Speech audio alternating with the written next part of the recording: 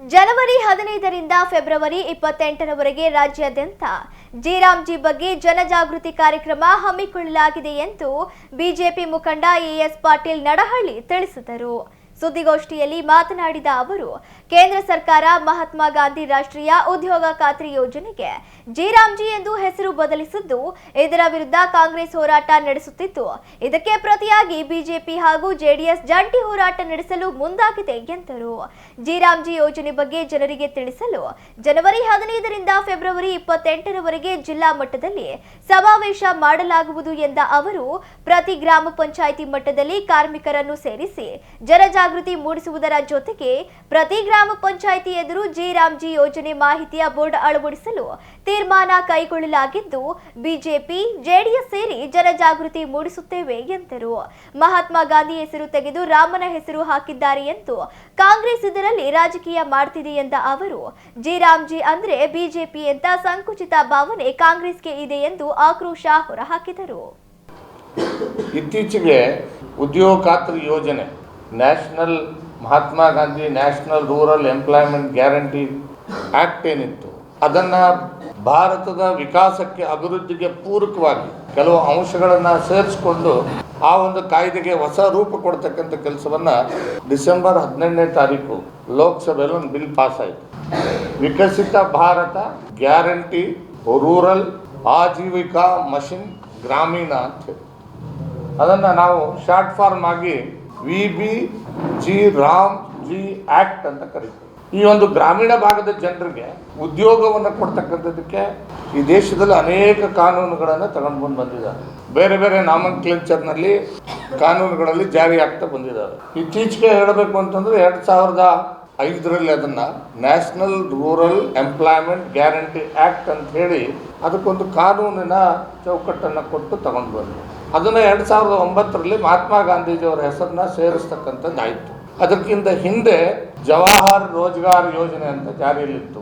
ಈಗ ಅದನ್ನು ಬದಲಾವಣೆ ಮಾಡಿ ಅಭಿವೃದ್ಧಿಗೆ ಪೂರಕವಾಗಿ ಕೆಲವು ಸುಧಾರಣೆಗಳೊಂದಿಗೆ VBG ಆಕ್ಟ್ ಅನ್ನು ಜಾರಿಗೆ ತರ್ತಕ್ಕಂಥ ಕೆಲಸವನ್ನು NDA ಸರ್ಕಾರ ಮಾಡಿದೆ.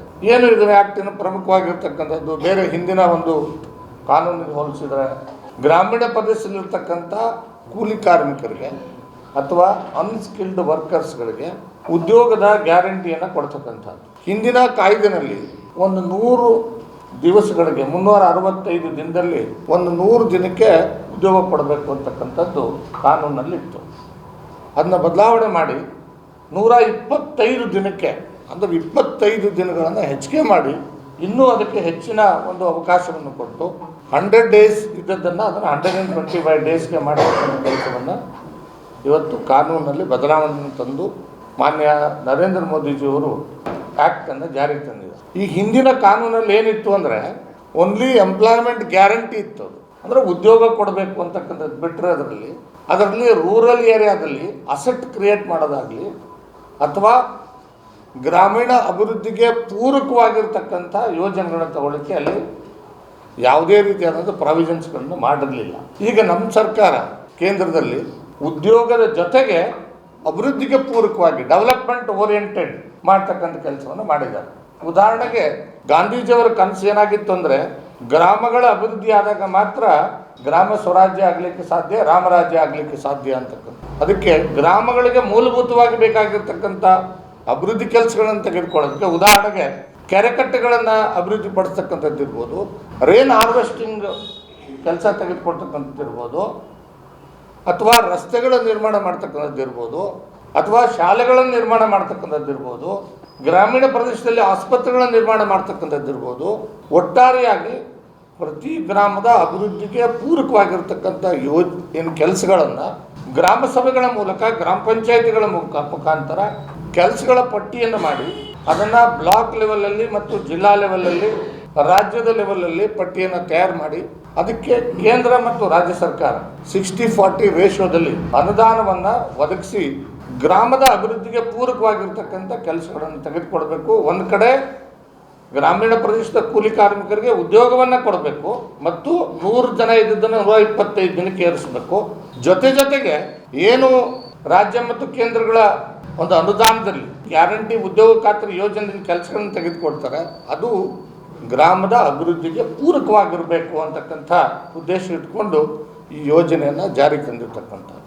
ಮತ್ತು ಇದರಲ್ಲಿ ಭಾಳ ಪ್ರಮುಖವಾಗಿ ಹಿಂದೆ ಇದ್ದಂಥ ನರೇಗಾ ಸ್ಕೀಮಲ್ಲಿ ಜಾಬ್ ಕಾರ್ಡ್ಗಳನ್ನ, ಡುಪ್ಲಿಕೇಟ್ ಜಾಬ್ ಕಾರ್ಡ್ಗಳನ್ನು ನಿರ್ಮಾಣ ಮಾಡ್ತಕ್ಕಂಥದ್ದು ಭಾಳಷ್ಟು ಕಡೆ ನಡೆದಿತ್ತು. ಯಾರ್ದೋ ಹೆಸರಲ್ಲಿ ಜಾಬ್ ಕಾರ್ಡ್ಗಳನ್ನ ನಿರ್ಮಾಣ ಮಾಡ್ತಿದ್ರು.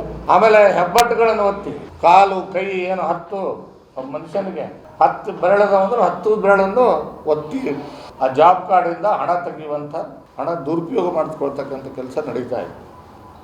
ಲಕ್ಷಾಂತರ ಜಾಬ್ ಕಾರ್ಡ್ಗಳು ವಾಸ್ತವವಾಗಿ ಆ ಬಡವರಿಗೆ ಉದ್ಯೋಗ ಕೊಡ್ದೇನೆ ಜಾಬ್ ಕಾರ್ಡ್ಗಳನ್ನು ಕ್ರಿಯೇಟ್ ಮಾಡಿ, ನಕಲಿ ಜಾಬ್ ಕಾರ್ಡ್ಗಳನ್ನು ಕ್ರಿಯೇಟ್ ಮಾಡಿ ಹಣವನ್ನ ಲಪಟಾಯಿಸುವಂಥ ಭ್ರಷ್ಟಾಚಾರಕ್ಕೆ ಪೂರ್ವವಾಗಿರ್ತಕ್ಕಂಥ ವ್ಯವಸ್ಥೆ ನಡೀತಾ ಇದೆ. ಇದು ಆಧಾರ್ ಕಾರ್ಡ್ ಮಾತ್ರ ಇದಕ್ಕೆ ಸೀಮಿತವಾಗಿ ತೆಗೆದುಕೊಳ್ತಾ ಇದೆ. ಆದರೆ ಈಗ ಈ ಭ್ರಷ್ಟಾಚಾರವನ್ನು ತಡಿಬೇಕು ಅಂತಕ್ಕಂಥ ಉದ್ದೇಶದಿಂದ ಮತ್ತು ಅದು ಅಭಿವೃದ್ಧಿಗೆ ಪೂರಕವಾಗಿರಬೇಕು ಅಂತಕ್ಕಂಥ ಉದ್ದೇಶದಿಂದ ಅದನ್ನು ಸಂಪೂರ್ಣವಾಗಿ ಕೆಲಸ ಮಾಡ್ತಕ್ಕಂಥ ಕಾರ್ಮಿಕ ಅವನು ಬಯೋಮೆಟ್ರಿಕ್ ಅಟೆಂಡೆನ್ಸನ್ನು ತಗೊಳ್ಬೇಕು ಅಂಥೇಳಿ ಮಾಡಿದ್ದಾರೆ. ಅದ್ರ ಜೊತೆಗೆ GPS locations digitalised. Suppose for example ಒಂದು ಅಂಗನವಾಡಿ ಕೇಂದ್ರವನ್ನು ಊರಿನಲ್ಲಿ ಕಟ್ತಾರೆ ಅಂತಂದರೆ ಅದ್ರದ್ದು GPS ಲೊಕೇಶನ್ ಇರಬೇಕು. ಅಥವಾ ಯಾವುದಾದ್ರೂ ಒಂದು ಚರಂಡಿ ಕೆಲಸ ಮಾಡ್ತಾರೆ ಅಂತಂದ್ರೆ ಅದರದ್ದು GPS ಲೊಕೇಶನ್ ಇರಬೇಕು.